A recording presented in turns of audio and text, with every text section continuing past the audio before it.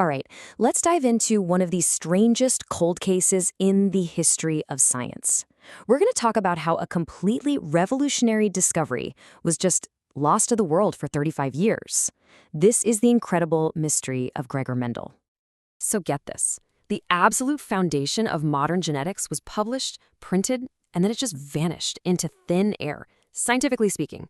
When scientists finally figured out the same ideas decades later, they thought they were making brand new breakthroughs, only to discover some forgotten monk had beaten them to it by an entire generation. So that's the big question we're tackling, right? How could a discovery this important, this fundamental to how we understand life itself, get completely ignored? Let's dig in. Okay, so our story starts in a monastery garden with a friar named Gregor Mendel. Now, he wasn't some famous professor at a big university. He was just a deeply curious man who happened to have a brilliant eye for patterns. And this was not just a little side hobby. I mean, we are talking about 8 solid years of incredibly detailed work. Mendel grew and studied almost 30,000 pea plants, carefully checking things like their height, their seed color, generation after generation. The sheer scale of what he did is just staggering.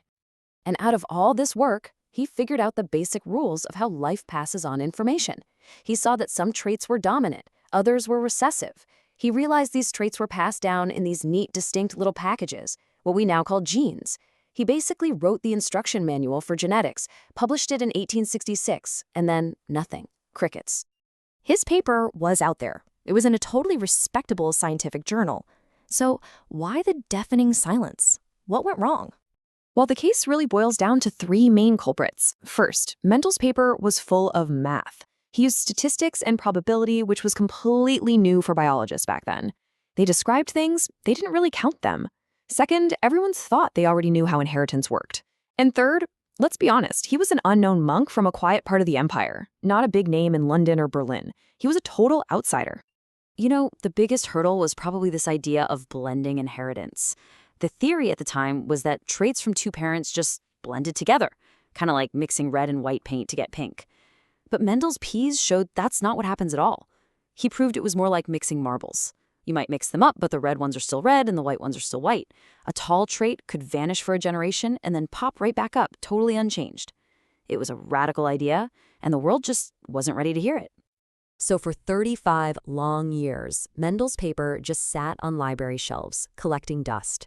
He died, never knowing the incredible impact his work would have. But science eventually catches up. This timeline really just lays out the whole tragedy and triumph of it all, doesn't it?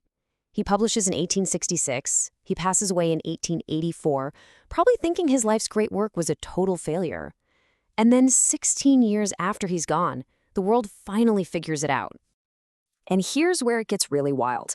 In the year 1900, it wasn't just one scientist who figured it out. Not 2, it was 3. 3 different scientists in 3 different countries, all working totally on their own, did experiments that led them to the exact same conclusions as Mendel. And the crucial part is, it was only when they were about to publish their amazing new discovery that they did a little research and found Mendel's 35-year-old paper. Can you imagine the shock? Realizing this obscure monk had done it all, decades before you were even thinking about it? And just like that, the case was closed. Gregor Mendel didn't live to see it, of course, but his legacy was finally and deservedly cemented in history. He was posthumously named the father of genetics. I mean, the man single-handedly laid the foundation for an entire field of science from his monastery garden, and he never even knew it. It's just incredible. You know, if there's one big takeaway from Mendel's story, it's this. A brilliant idea isn't always enough.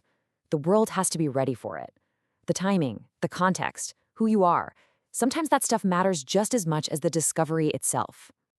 And that leaves us with this huge, unanswerable question. Just think about it for a second. What if his work hadn't been lost? What if someone like Charles Darwin had read it and understood its importance?